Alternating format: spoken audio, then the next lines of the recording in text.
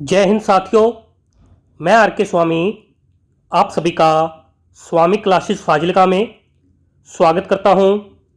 साथियों, आज की जो क्लास है मिश्रित प्रश्नमाला सीरीज की 14वीं क्लास रहेगी और आज की इस क्लास में हम हिंदी साहित्य और व्याकरण से संबंधित बहुत ही महत्वपूर्ण प्रश्नों का अध्ययन करेंगे जो कि अक्सर परीक्षा में पूछे ही जाते हैं।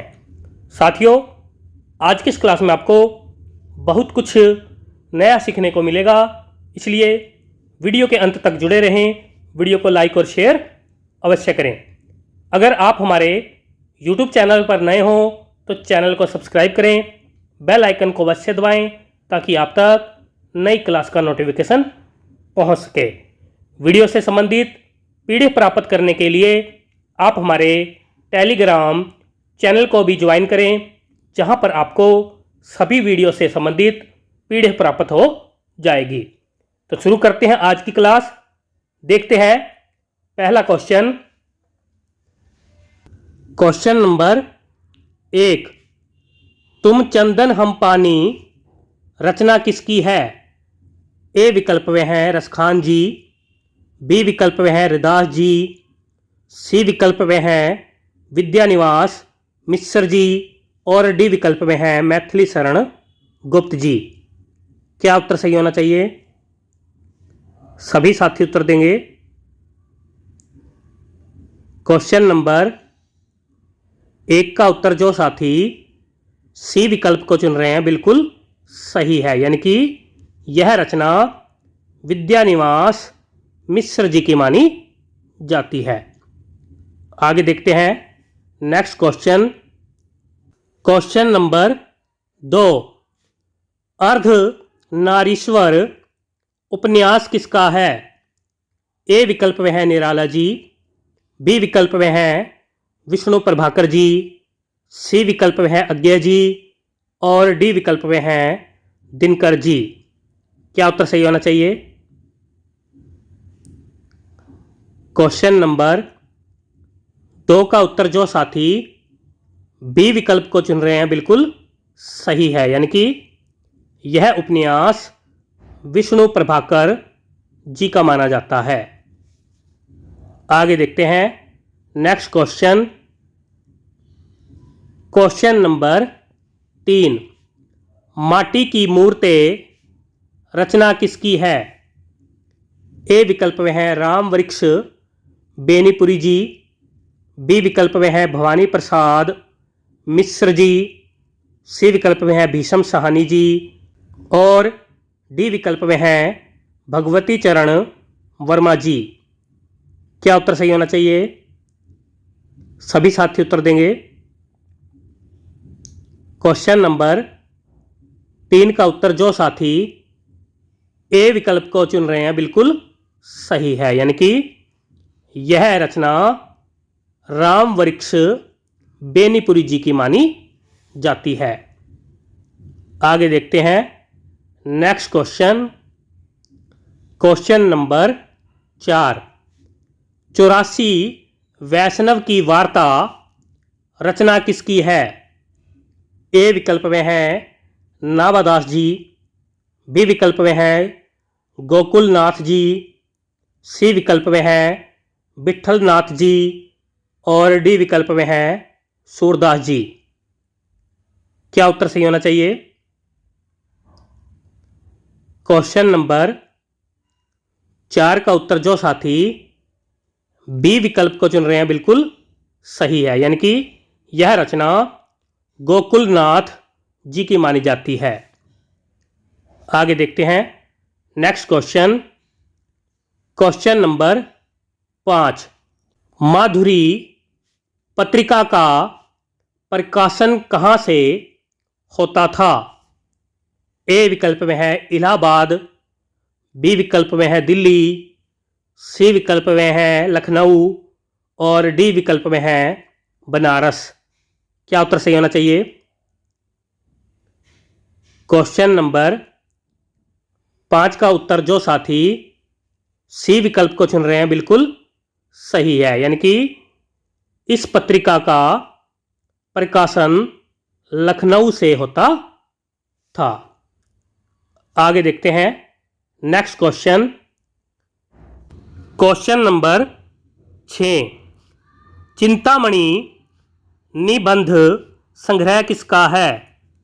ए विकल्प में है चिंतामणि त्रिपाठी जी, बी विकल्प में है श्याम सुंदर दास जी, सी विकल्प में है आचार्य रामचंद्र शुक्ल जी और डी विकल्प में है विष्णु प्रभाकर जी। क्या उत्तर सही होना चाहिए?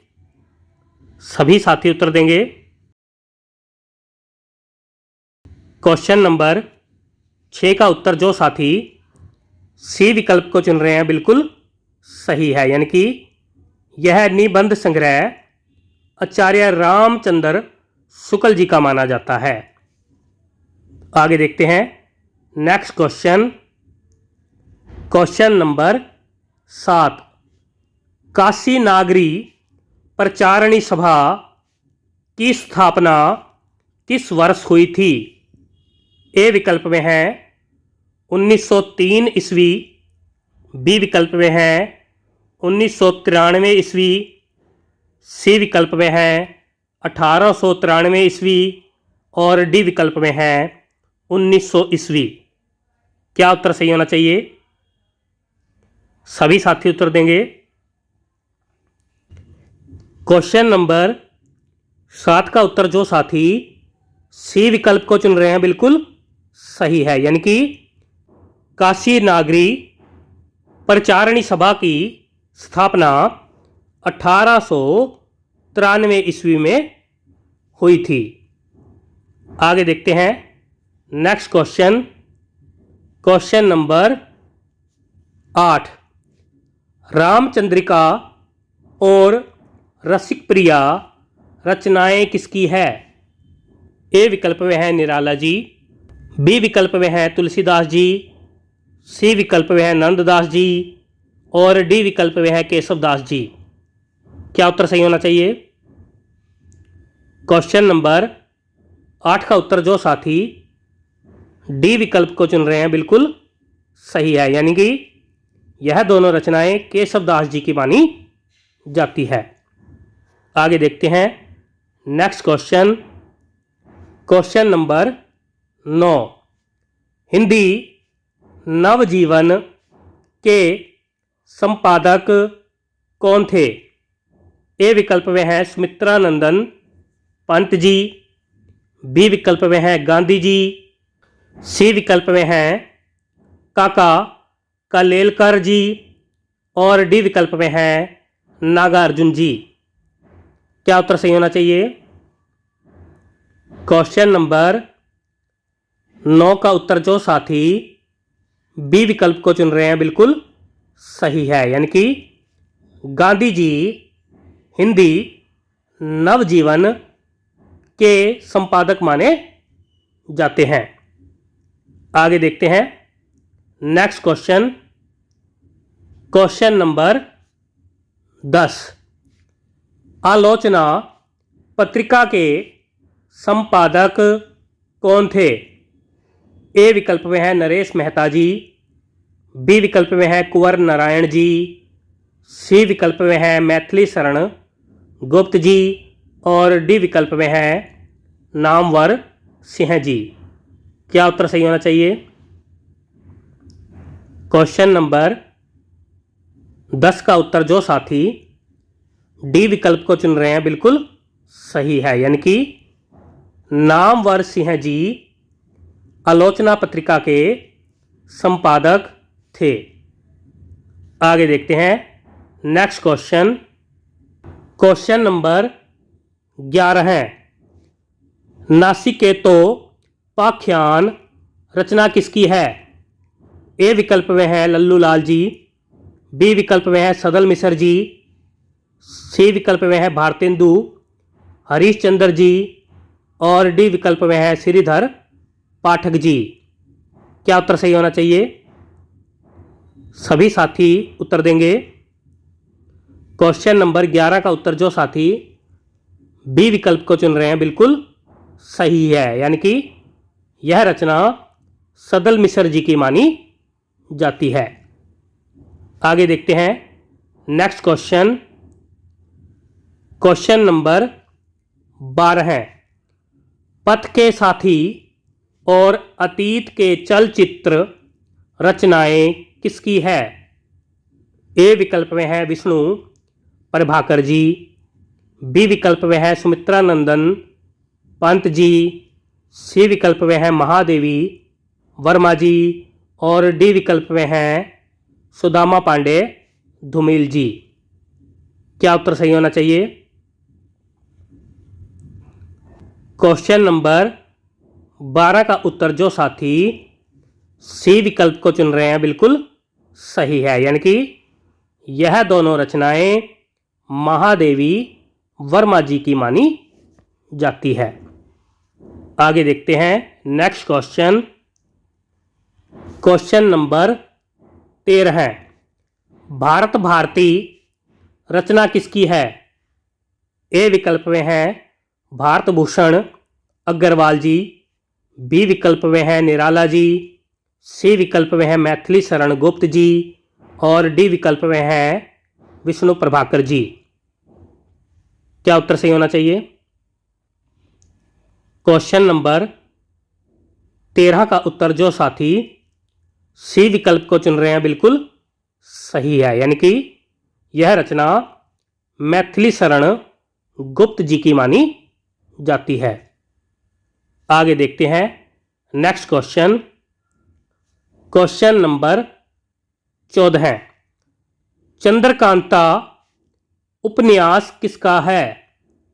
ए विकल्प में है महादेवी वर्मा जी, बी विकल्प में है देवकी नंदन खत्री जी, सी विकल्प में है भीषम सहानी जी और डी विकल्प में है मैथिली शरण गुप्त जी।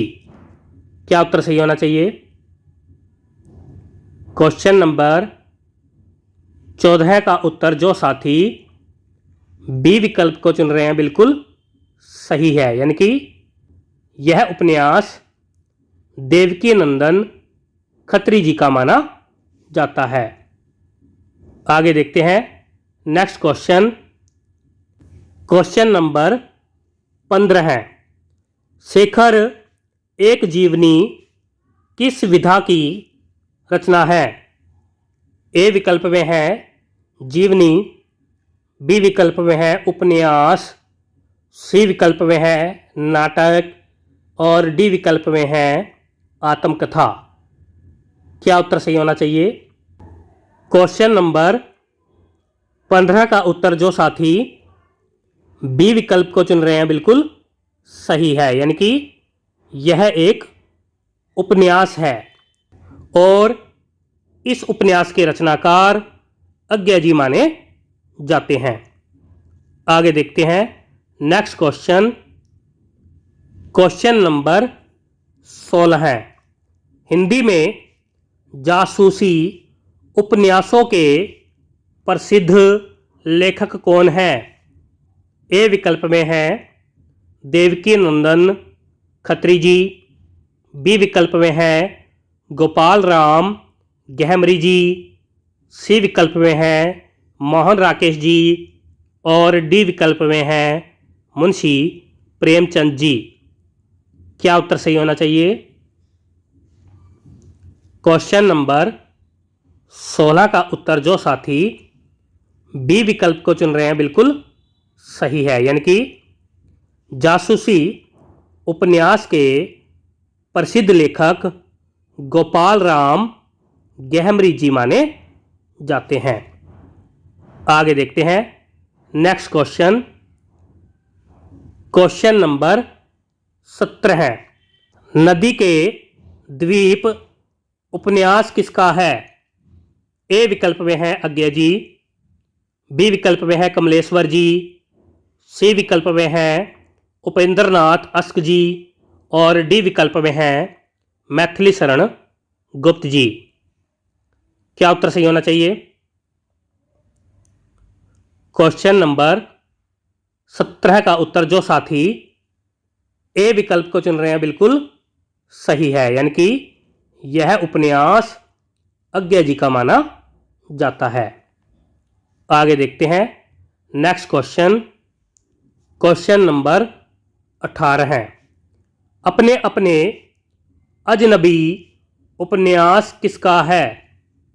ए विकल्प में है मुंशी प्रेमचंद जी, बी विकल्प में है अज्ञा जी, सी विकल्प में है मैथिली शरण गुप्त जी और डी विकल्प में है मोहन राकेश जी। क्या उत्तर सही होना चाहिए? क्वेश्चन नंबर 18 का उत्तर जो साथी बी विकल्प को चुन रहे हैं बिल्कुल सही है, यानी कि यह उपन्यास अज्ञा जी का माना जाता है। आगे देखते हैं next question. Question number 19, Munshi Premchand ji के किस उपन्यास में कृषक जीवन की समस्याएं हैं? ए विकल्प में है गोदान, बी विकल्प में है गबन, सी विकल्प में है निर्मला और डी विकल्प में है सेवा सदन।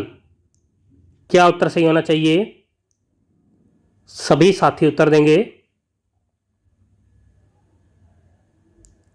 क्वेश्चन नंबर 19 का उत्तर जो साथी ए विकल्प को चुन रहे हैं बिल्कुल सही है, यानी कि गोदान उपन्यास में कृषक जीवन की समस्याएं हैं और यह चारों ही उपन्यास मुंशी प्रेमचंद जी के माने जाते हैं। आगे देखते हैं नेक्स्ट क्वेश्चन।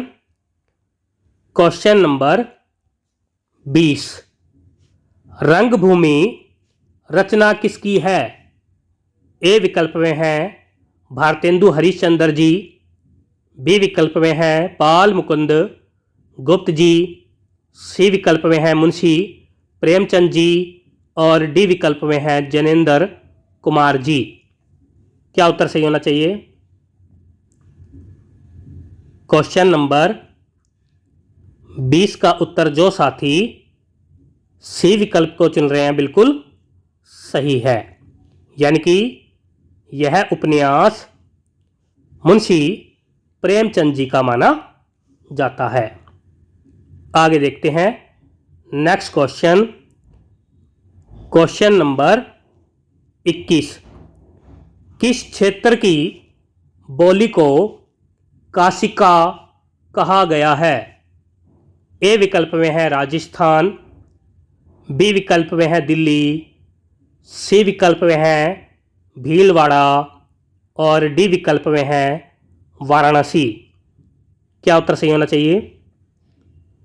क्वेश्चन नंबर 21 का उत्तर जो साथी डी विकल्प को चुन रहे हैं बिल्कुल सही है, यानी कि वाराणसी क्षेत्र की बोली को काशिका कहा गया है। आगे देखते हैं नेक्स्ट क्वेश्चन। क्वेश्चन नंबर 22, निम्नलिखित में से वर्तनी दृष्टिकोण से कौन सा शब्द अशुद्ध है? ए विकल्प में है कवयित्री, बी विकल्प में है जज्वल्यमान, सी विकल्प में है अंतर्राष्ट्रीय और डी विकल्प में है रचयिता। क्या उत्तर सही होना चाहिए? क्वेश्चन नंबर 22 का उत्तर जो साथी ए विकल्प को चुन रहे हैं बिल्कुल सही है, यानी कि कवयित्री शब्द अशुद्ध है। कवयित्री नहीं कवयित्री होता है। सभी साथी याद कर लेंगे, बाकी तीनों शब्द शुद्ध थे।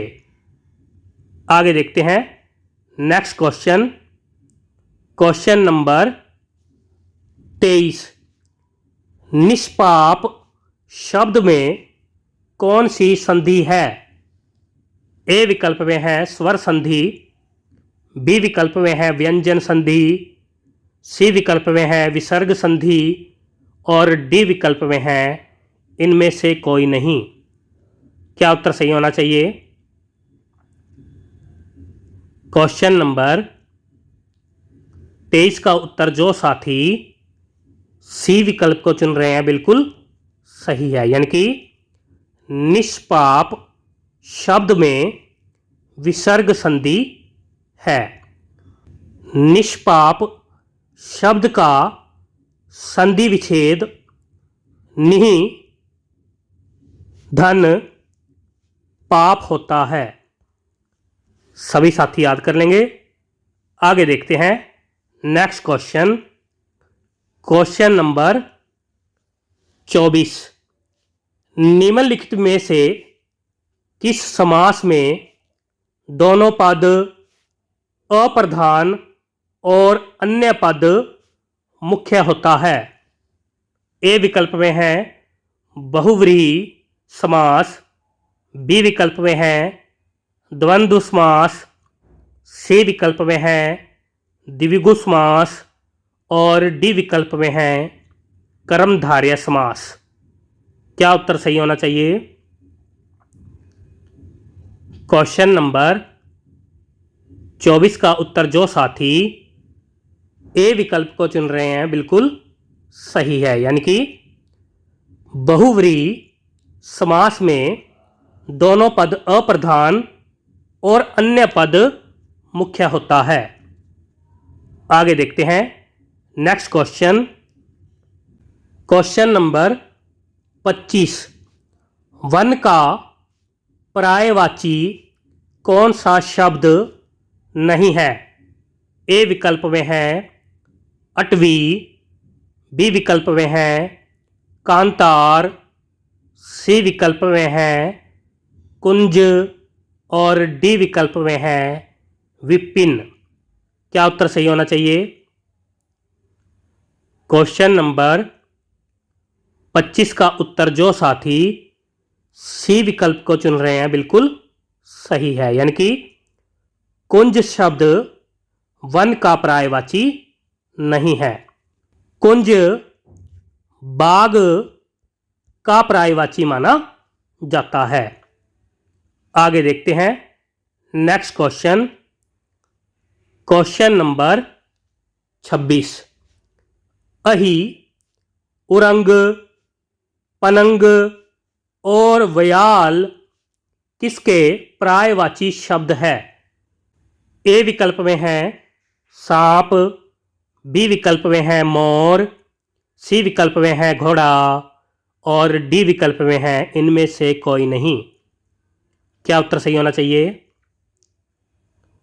क्वेश्चन नंबर 26 का उत्तर जो साथी ए विकल्प को चुन रहे हैं बिल्कुल सही है, यानी कि यह सभी शब्द सांप के पर्यायवाची माने जाते हैं। आगे देखते हैं नेक्स्ट क्वेश्चन, क्वेश्चन नंबर 27। सृष्टि शब्द का कौन सा विलोम शब्द है? ए विकल्प में है व्यष्टि, बी विकल्प में है समष्टि, सी विकल्प में है प्रलय और डी विकल्प में है उपर्युक्त सभी। क्या उत्तर सही होना चाहिए? क्वेश्चन नंबर 27 का उत्तर जो साथी सी विकल्प को चुन रहे हैं बिल्कुल सही है, यानी कि सृष्टि शब्द का विलोम प्रलय होता है। आगे देखते हैं नेक्स्ट क्वेश्चन, क्वेश्चन नंबर 28। स्वपन, स्वपन की वर्तनी सही कर लेना। स्वपन शब्द का कौन सा विलोम शब्द है? ए विकल्प में है खुमारी, बी विकल्प में है जागरण, सी विकल्प में है निद्रा और डी विकल्प में है इनमें से कोई नहीं। सभी साथी उत्तर देंगे। स्वपन शब्द का विलोम शब्द बताना है। क्वेश्चन नंबर 28 का उत्तर जो साथी बी विकल्प को चुन रहे हैं बिल्कुल सही है, यानी कि स्वपन शब्द का विलोम जागरण होता है। आगे देखते हैं नेक्स्ट क्वेश्चन। Question number 29। दोपहर के बाद का समय वाक्य के लिए उचित एक शब्द क्या होगा? ए विकल्प में है गोधूली, बी विकल्प में है मध्याह्न, सी विकल्प में है अपराह्न और डी विकल्प में है इनमें से कोई नहीं। क्या उत्तर सही होना चाहिए? क्वेश्चन नंबर 29 का उत्तर जो साथी सी विकल्प को चुन रहे हैं बिल्कुल सही है, यानी कि दोपहर के बाद का समय वाक्य के लिए उचित एक शब्द है अपराह्न। सभी साथी याद कर लेंगे। आगे देखते हैं नेक्स्ट क्वेश्चन। Question number 30। आसमान फट जाना मुहावरे का सही अर्थ क्या है?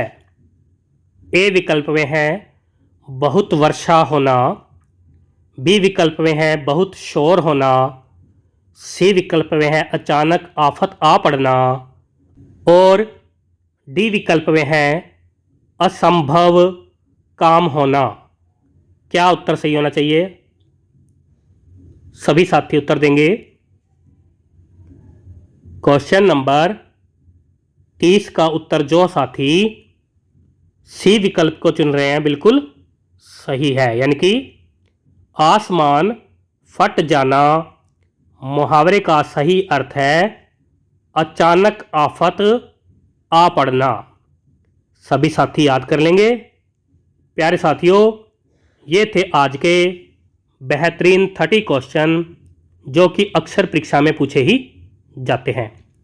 आशा करता हूँ कि आज की इस क्लास में आपको बहुत कुछ नया सीखने को मिला होगा।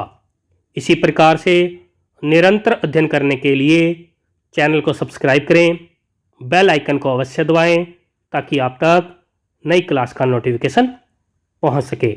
वीडियो को लाइक और शेयर अवश्य करें।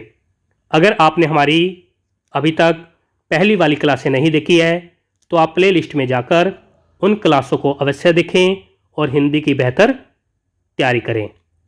तो मिलते हैं अगली क्लास में कल शाम 5 बजे। तब तक के लिए जय हिंद।